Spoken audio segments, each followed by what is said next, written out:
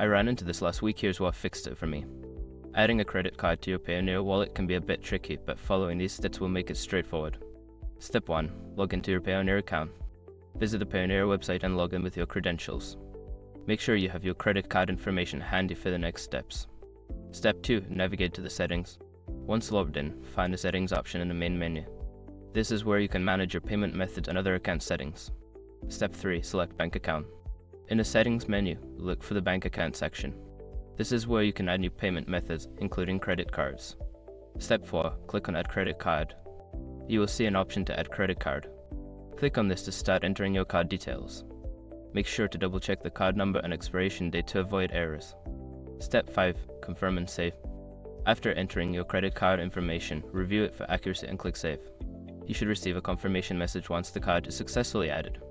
If you don't see the confirmation, check for any error messages that might indicate a problem.